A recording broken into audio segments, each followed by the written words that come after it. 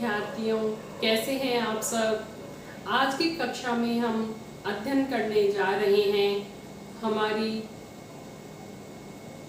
पाठ्य पुस्तक क्षितिज के पाठ संख्या 7 स्वयं प्रकाश द्वारा रचित कहानी नेताजी का चश्मा। बड़ी ही मार्मिक और संवेदनशील हृदय स्पर्शी कहानी है। हम इस कहानी में जो मुख्य तथ्य हैं जो आपके एग्जाम की दृष्टि से बहुत महत्वपूर्ण हैं उनको कवर करते हुए चलेंगे। वैसे तो आपको देखो बच्चों, शॉर्ट ट्रिक्स ऐसे नहीं होती है, शॉर्ट ट्रिक्स होती हैं एग्जाम टाइम के लिए, परंतु यदि हमें ये पता हो कि किस दिशा में हमें ज़्यादा मेहनत करनी है तो हमारे लिए जब हम स्कोर करते हैं उस समय ये चीज़ बड़ी हेल्पफुल होती है। पढ़ते सभी हैं पर पढ़ने का तरीका बहुत मायने रखता है। ऐसा नहीं है कि बच्चे पढ़ते नहीं हैं, सभी बच्चे जो है मेहनत करते हैं और उस मेहनत को यदि सही दिशा में किया जाए तो उसका जो प्रतिफल होता है वो बड़ा ही सुखद और मीठा होता है। तो इसी प्रयास की श्रृंखला में हमने एक प्रयास किया है कि जो भी कहानी गद्य में आपके जो भी है कहानी, नाटक, उपन्यास का कोई अंश है, उन सब को हम इस प्रकार से पढ़ेंगे कि एक बार पढ़ते ही हमारे दिमाग में, हमारे मस्तिष्क में उसके चलचित्र की तरह वो हमारे मस्तिष्क में एकदम फिट हो जाए। किस प्रकार से, जैसे हम मूवी देखते हैं, आप लोग कोई सीरियल देख रहे हैं तो उससे आपका एक जुड़ाव लगाव हो जाता है, आपकी उत्कंठा होती है कि आगे क्या होगा।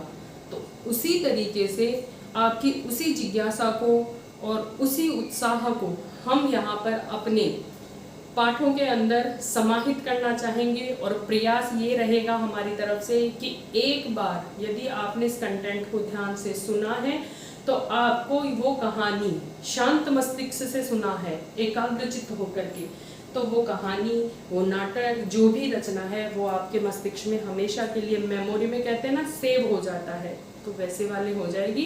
तो चलिए ज़्यादा समय नहीं लेते हुए करते हैं हम अपने कक्षा की शुरुआत। नेताजी का चश्मा जो बच्चों कहानी है उसमें मूल भाव जो कहानी का है, जो कहते हैं ना कि आत्मा क्या है उस कहानी की, तो कहानी की आत्मा ऐसे है कि किसी चारों ओर सीमाओं से घिरे हुए भूभाग का नाम बच्चों देश नहीं होता है। देश यदि कोई देश बनता है तो वहाँ के रहने वाले नागरिकों, नदियों, पहाड़ों, पेड़ पौधों, वनस्पतियों, पशु पक्षियों से और इन सब से प्रेम करने तथा इनकी समृद्धि के लिए प्रयास करने का नाम देशभक्ति है। कहने का तात्पर्य है कि देशभक्ति का भाव जो है उसके लिए आपको फौज या वैसे मतलब एक देशभक्त होने के लिए आपको जरूरी नहीं है कि आप किसी उस पद पे ही हो तभी आप देशभक्त माने जाएंगे। देशभक्ति का निर्वहन आप आम नागरिक रह करके भी कर सकते हैं और आम नागरिक बच्चे से लेकर के बूढ़ा हर कोई इसमें अपना योगदान दे सकता है और जब सभी का योगदान होता है तब उस देश की जो आत्मा है वो उभर करके सामने आती है, उस देश का परिचय जो है सबके सामने आता है।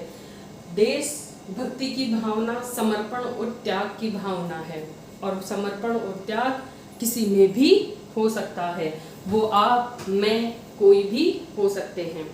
तो चलिए कहानी के मुख्य तथ्यों की ओर हम बढ़ते हैं। कहानी बच्चों कुछ इस प्रकार से है। हालदार साहब जो हैं कहानी के जो मुख्य हम कह सकते हैं कि पात्र इसमें दो हैं और सहायक पात्र भी हैं, और पर मुख्य पात्र जो है कहानी हालदार साहब और कैप्टन जो चश्मे वाला है उसके इर्द गिर्द ही घूमती है। हालदार साहब 15वें दिन, हर 15वें दिन से उन्हें अपने कंपनी के कार्य के सिलसिले में जो है कहाँ जाना पड़ता था, शहर जाना पड़ता था, कस्बे में जाना पड़ता था। कस्बा कोई ज़्यादा बड़ा नहीं था, वहाँ एक दो नगर पालिकाएँ भी थी और नगर पालिका थी तो उन्होंने थोड़ा बहुत विकास भी करवाया होगा, कहीं कुछ बना दिया, कबूतरों की छतरी बनवा दी या कुछ छोटे मोटे विकास के काम कर दिए, कहीं छोटी मोटी रोड बनवा दी। तो इस तरह के जो है कार्य वहाँ होते रहते थे। ऐसे ही एक बार क्या होता है कि नगर पालिका के किसी उत्साही बोर्ड या प्रशासनिक अधिकारी ने शहर के मुख्य बाजार के मुख्य चौराहे पर नेताजी सुभाष चंद्र बोस की एक संगमरमर की प्रतिमा लगवा दी। कहने का मतलब है कि हवलदार साहब हर 15वें दिन जो है कस्बे जाते थे और वहां पर, चूंकि वो नगर पालिका थी, तो वहां पर किसी अधिकारी ने या उत्साही बोर्ड ने एक बार वहां पे मुख्य चौराहे पर नेताजी सुभाष चंद्र बोस की संगमरमर की प्रतिमा लगवा दी। अब प्रतिमा के विषय में यहाँ पर जो अगली ये लाइनें हैं, ये पंक्तियां हैं, इनमें जो है यहाँ पर लेखक ने हमारी जो व्यवस्था है, प्रशासनिक व्यवस्था कह लीजिए या हमारे देश की कार्य प्रणाली कह लीजिए, उसके ऊपर थोड़ा सा व्यंग्य किया है। उन्होंने कहा है कि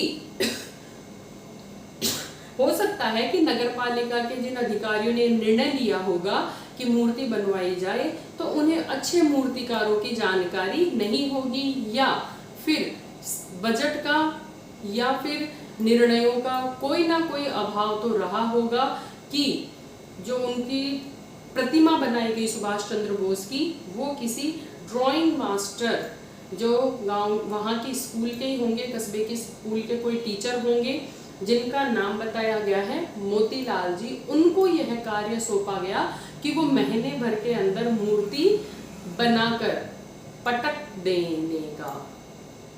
पटक देना यहाँ पर बहुत बड़ा व्यंग्य है बच्चों, कि एक तो होता है आप कार्य को पूर्ण समर्पण से करें। अब यहाँ पर चूंकि बजट आया होगा, अब उस बजट को खपाना भी है कहीं ना कहीं, तो नगर पालिका ने सोचा कि कहीं ना कहीं तो दिखाना है, तो उसका करें क्या। तो उन्होंने सोचा कि ज़्यादा अच्छे से कार्य करवाएंगे तो उसमें भाई पैसा भी ज़्यादा लगेगा और मूर्ति की लागत भी जो है ज़्यादा रहेगी। उन्होंने पहले सर्वे किया होगा कि कितना क्या लगेगा, तो उन्होंने अपने हिसाब से उस चीज़ को भी काम भी हो जाए और हमारे लिए भी कुछ फायदे वाली बात हो, तो इसी को ध्यान में रखते हुए उन्होंने एक ड्राइंग मास्टर को ये कार्यभार दे दिया कि आप मूर्ति बना करके पटकेंगे। अब मूर्ति के विषय में बताया गया है कि वो संगमरमर की थी, वो जो है कोई 2 फुट ऊंची थी। जिसे 2 फुट ऊंची जो मूर्ति होती है उसको हम बस्ट कहते हैं। इसमें जो है सुभाष चंद्र बोस जी की जैसे ही हम प्रतिमा को देखते थे, तो उसको देखते ही लेखक कह रहे हैं कि दिल्ली चलो और तुम मुझे खून दो, ये वाले नारे मुझे याद आने लगते हैं। ये नारे बच्चों सुभाष चंद्र बोस ने दिए थे दोनों, दिल्ली चलो और तुम मुझे खून दो। तो इस दृष्टि से यदि मैं देखता हूँ तो ये बड़ा ही मुझे अच्छा लगा, प्रशंसनीय काम लगा कि किसी ने तो एक महान देशभक्त की प्रतिमा जो है वहां पर मुख्य चौराहे पर लगवाई है। परंतु लेखक को एक बात यहाँ पर खटक रही है, वो बात क्या है कि नेताजी की आंखों पर चश्मा नहीं था, बिना चश्मे के थे नेताजी। और उसका भी उन्होंने कारण बताया है, वो भी व्यंग्य की शैली में बताया है कि या तो संगमरमर ही नहीं था, या उन्होंने सोचा होगा कि सामान्य या सचमुच का चश्मा लगा देंगे। तो ऐसा कुछ रहा होगा उनके मस्तिष्क में, बनाने वालों के में या व्यवस्थापकों के मन में। तो जब मैंने उस मूर्ति को, उस प्रतिमा को देखा, तो उसने एक काले चश्मे का चौड़ा काला फ्रेम वाली जो है चश्मा, काले फ्रेम का जो चश्मा है वह मूर्ति को पहनाया गया था। कहने का तात्पर्य वास्तविक चश्मा पहनाया हुआ था, संगमरमर का चश्मा नहीं था। तो मैं पहली बार जब हवलदार साहब वहां से गुजरते हैं तो वो पान खाने के लिए अक्सर वहां रुकते हैं, ठहरते हैं। तो उनके चेहरे पर जब वो उस प्रतिमा को देखते हैं तो एक कौतुक भरी का तात्पर्य होता है आश्चर्य भरी मुस्कान जो है उनके चेहरे पे आ जाती है कि चलो मूर्ति का आइडिया तो अच्छा है, और उससे भी अच्छा क्या है कि मूर्ति पत्थर की और चश्मा रियल यानी वास्तविक चश्मा। ये व्यंग्य भरी वाणी है यहाँ पर कि ये आइडिया भी मुझे ठीक लगा कि मूर्ति तो पत्थर की है पर चश्मा उन्होंने वास्तविक लगा रखा है। ऐसे ही जो है जीप आगे बढ़ जाती है, हवलदार साहब का आना जाना होता रहता है।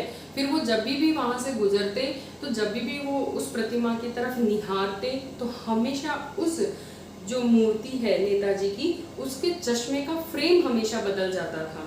तो ये बड़ी कौतुक भरी आश्चर्य वाली बात हो गई हवलदार साहब के लिए कि भाई ऐसा क्या है, कैसे और क्यों ये चश्मा जो है बार बार इनका फ्रेम जो है बार बार चेंज हो रहा है, बार बार बदल रहा है।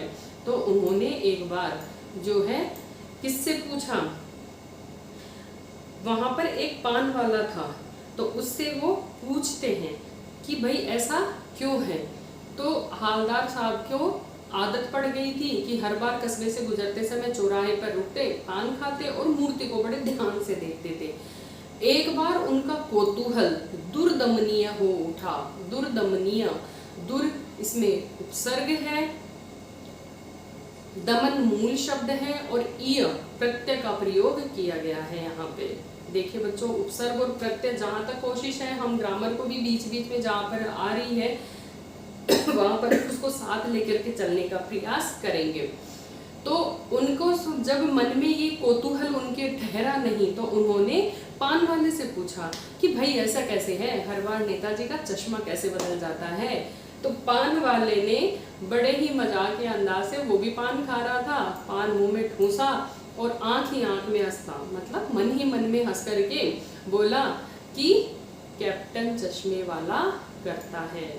कौन बार बार चश्मा का फ्रेम चेंज क्यों हो जाता है? तो उसका उत्तर जो है पान वाला उनको देता है कि कैप्टन चश्मे वाला ऐसा हर बार करता है।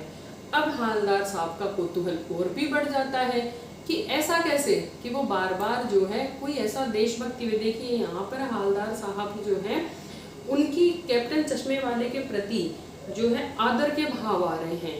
तो वो साधारण तरीके से उस पान वाले से ये चीज शेयर नहीं कर रहे हैं, उससे ये चीज नहीं बता रहे हैं, परंतु उनके मन के भाव यहाँ पर कुछ वैसे ही हैं। उन्हीं भावों की वजह से उनका कौतूहल और भी बढ़ जाता है।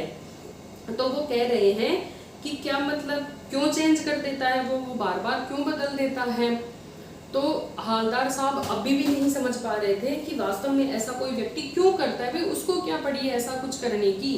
तो वो कहता है पान वाला कि कोई ग्राहक आ गया, कोई ग्राहक आ गया तो जिसको ऐसा ही चौखट चाहिए, जिसको वैसे फ्रेम वाला चश्मा चाहिए जिसको कैप्टन ने नेताजी की मूर्ति को पहनाया है। तो वो क्या करता है, उस चश्मे को तो उतार लेता है और नेताजी को बिना चश्मे के नहीं रहने देता है, उनको वो दूसरा चश्मा पहना के चला जाता है।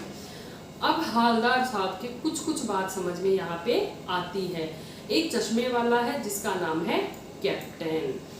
अब उस कैप्टन के भावों को वो समझने का प्रयास कर रहे हैं कि शायद हो सकता है कि उस आदमी को, उस व्यक्ति को जो है नेताजी की बिना चश्मे वाली मूर्ति बुरी लगती है, यानी नेताजी की मूर्ति उन्हें थोड़ी अधूरी लगती है और शायद अधूरी ही नहीं लगती है। इस चीज को देख करके, ऐसे नेताजी को मूर्ति को देख करके वो व्यक्ति आहत भी होता है, दुखी भी होता है, उसके मन में परेशानी भी होती है। इसीलिए वह अपनी बार बार जो है, छोटी सी दुकान है उसकी, दुकान तो क्या है एक्चुअल में वो इसमें फेरी लगाकर बेचने वाला एक चश्मे वाला है। ये नहीं होते हैं जो घूम घूम करके अपना सामान बेचते हैं, तो इसमें भी वही है। तो वो कहते हैं कि इसीलिए वो बार बार जो है मूर्ति का जो है फ्रेम चेंज कर देता है चश्मे का। अब जो है नेता जो हवलदार साहब हैं, यहाँ पर उनकी कौतूहल और उत्साह जो है, जानने की जिज्ञासा है, वह और भी उस कैप्टन के प्रति बढ़ जाती है। और फिर वो पान वाले से ही पूछते हैं कि ऐसा क्या हुआ होगा कि मूर्ति को चश्मा नहीं लगाया गया। तब वो कहता है पान वाला कि हो सकता है मास्टर ही बनाना भूल गया होगा, कि मास्टर को ध्यान, यानी जो बनाने वाले थे जिन्होंने ये मूर्ति बनाई है उसके ही मस्तिष्क में ध्यान नहीं रहा। देखिए बच्चों, भाव क्या है कि जिसने बनाई उसके देशभक्ति का भाव इतना प्रगाढ़ नहीं था जितना प्रगाढ़ किसका था, एक चश्मे वाले का था। अब पान वाला जब ये सब बातें हवलदार साहब को बताता है तो उसके मन में थोड़ी सी जो है हंसी भी रहती है, व्यंग्य भी रहता है कैप्टन के लिए। तो वो पूछते हैं हवलदार साहब कि मूर्तिकार मास्टर साहब कौन हैं, तो वो कहते हैं कि यहीं के एक अध्यापक ही हैं वो भी। अभी चश्मा क्यों नहीं बनाया गया उसका यहाँ पे कारण दिया गया है कि हो सकता है उन्होंने सोचा हो कि हम पारदर्शी मतलब इसके आर पार देखा जा सकते हाँ है, तो पारदर्शी चश्मा बनाने का सोचा होगा या उन्होंने सोचा होगा कोई कांच वाला चश्मा बनाएंगे, परंतु ऐसे प्रयास उनके असफल रहे होंगे और फिर घूम फिर के वो उन्होंने लगाना ही भूल गए होंगे। हालदार साहब को बड़ा विचित्र लगा पान वाले का ये कहना कि इतनी बड़ी भूल कैसे हो सकती है, वो भी इतने महान देशभक्त के विषय में, कि उसका चश्मा लगाना ही भूल गए। तो इन्हीं विचारों में मग्न जो है वहां से वो चले जाते हैं हालदार साहब। अब हालदार साहब जो है बार बार उसी चीज में खोए हुए हैं। हालदार साहब जो है पान वाले द्वारा एक देशभक्त का इस तरह से मजाक उड़ाया जाना उनको पसंद नहीं आता है। तभी वहां पे चलते चलते जो है वो चश्मे वाला भी आ जाता है। तभी वो पान वाला उनको इशारा करता है कि वो देखिए एक बूढ़ा मरियल सा लंगड़ा आदमी, सिर पर गांधी टोपी और आंखों में काला चश्मा लगाए, आंखों पर काला चश्मा लगाए, हाथ में छोटी सी एक संदूकची लिए हुए, जिस दूसरे हाथ में एक बांस पर टंगे हुए थे बहुत सारे चश्मे, वो लेकर के गली से निकल रहा था। एक्चुअल में वास्तव में वो क्या कहते हैं उसको पान वाला कि आप ऐसे करो, ये बड़ा देशभक्त है, तो आप ऐसे करो, आपकी इसके प्रति जानने की जिज्ञासा है, तो आप जितनी रुचि इसको जानने में, इसके विषय में जानने में लगा रहे हो, तो मुझे ऐसे लगता है कि आपको इसके विषय में पत्रिका वगैरह में छाप देना चाहिए। तभी वहां पर जो है चश्मे वाले का प्रवेश होता है और देखते हैं जब हालदार साहब, तो वो बड़े अवाक रह जाते हैं, आश्चर्यचकित रह जाते हैं कि एक बेहद बूढ़ा आदमी, मरियल सा, एकदम कमजोर सा, जो लंगड़ा आदमी है, विकलांग आदमी है, वो भी गांधी टोपी और आंखों पर काला चश्मा लगाए, एक छोटी सी संदूकची, उस संदूकची में उसके क्या होगा बच्चों वही होगा भाई, फेरी दे दे के वो सामान बेचता है, दुकान उसकी है नहीं, तो संदूकची में उसने चश्मे रखे होंगे और एक हाथ पर उसने बांस पकड़ा हुआ है जिसमें बहुत सारे चश्मे उसने टांग रखे हैं। जब हालदार साहब इस दृश्य को देखते हैं तो वो बड़े चक्कर में पड़ जाते हैं और पूछना भी चाहते हैं कि इनको कैप्टन क्यों कहते हैं, परंतु पान वाले की वो रुचि, अब उनको ऐसे लगा कि शायद पान वाला उस विषय में ज्यादा बात नहीं करना चाहता है, तो वो मौन ही धारण कर लेते हैं, आगे बात नहीं करते हैं। ऐसे ही ये सिलसिला चलता रहता है। 2 साल तक हालदार साहब आते हैं, जब भी आते हैं पान खाते हैं और बार बार उधर प्रतिमा को देखते हैं, जब भी देखते हैं कभी लाल पीला नीला, उसके चश्मे का फ्रेम बदलता ही रहता है। ऐसे ही अचानक एक दिन जो है हालदार साहब वहाँ आते हैं और आते हैं तो क्या देखते हैं कि नेताजी की मूर्ति पर क्या नहीं है, चश्मा नहीं है। तो वो पान वाले से हंस के पूछते हैं कि क्यों भाई, आज तुमने नेताजी की आंखों पर चश्मा नहीं पहनाया? तो पान वाला बड़ा उदास होकर के कहता है और बोलता है, अपनी धोती से आंखें झुका करके, अपना सिर झुका करके अपनी आंखें पोंछता है और बोलता है कि साहब कैप्टन मर गया। और कुछ इसके बाद में जब पान वाले ने कहा तो हालदार साहब एक इस अवस्था में पहुंच गए कि वो आगे कोई भी बात पूछने के लिए सक्षम ही नहीं रहे, चुपचाप खड़े रहे और बार बार ऐसे ही सोचते रहे कि क्या उस कौम का, बार बार सोचते रहे कि क्या होगा उस कौम का जो अपने देश की खातिर घर गृहस्थी, जवानी, जिंदगी सब कुछ होम देने वालों पर भी हंसती है। क्योंकि उन्होंने पहले देखा था कि पान वाला किस प्रकार से चश्मे वाले की, उसकी देशभक्ति की भावना ही थी बच्चों, अन्यथा अन्य लोग भी क्या वहाँ पे लोग नहीं थे, वो रोज देख के नहीं जा रहे थे, वो ही क्यों बार बार फ्रेम चेंज करता था? क्यों? क्योंकि उसके मन में कहीं ना कहीं देश के प्रति त्याग और समर्पण की भावना थी, देशभक्तों का उसके हृदय में आदर था, इसीलिए वो ऐसा करता था। तो वही जो दुख है यहाँ पर हालदार साहब को हो रहा है कि क्यों, क्या होगा हमारे इस देश का जब हम देश की खातिर जो लोग अपनी सारी युवावस्था कुर्बान कर देते हैं और उनका भी हम मजाक उड़ाते हैं। देश सेवा में लगे हुए हमारे जो फौजी भाई हैं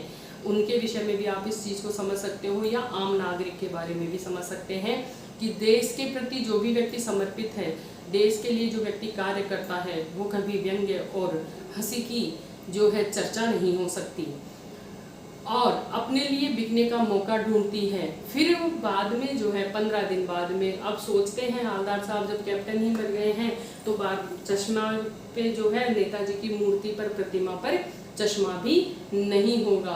तो 15 दिन बाद में फिर उनका आना होता है और वो उधर से गुजरते हैं, पर इस बार वो सोचते हैं कि मैं प्रतिमा की तरफ देखूंगा ही नहीं, सीधा वहां से निकल जाऊंगा। और ड्राइवर को भी यही बोलते हैं कि बड़ी स्पीड से गाड़ी चलाओ, मुझे उधर की तरफ देखना ही नहीं है। पान के लिए भी कहते हैं कि आगे कहीं खा लेंगे, यहाँ खाने का मन नहीं है। तभी चूंकि वो उनकी आदत में हो गया था, 2 साल से जब भी वो उधर से गुजरते थे उस प्रतिमा को जरूर देखते थे। और जब हमारी किसी चीज़ की आदत हो जाती है तो हमारा मन चाहे उसको करना चाहे या ना करना चाहे, वो अनायास ही हमसे हो जाता है। वही हवलदार साहब के साथ होता है, ना चाहते हुए भी उनकी नज़रें उस प्रतिमा पे जाती हैं और जैसा उन्होंने सोचा था वैसा दृश्य उन्हें दिखाई नहीं देता है। वो बड़े उत्साही होकर जीप से कूद पड़ते हैं।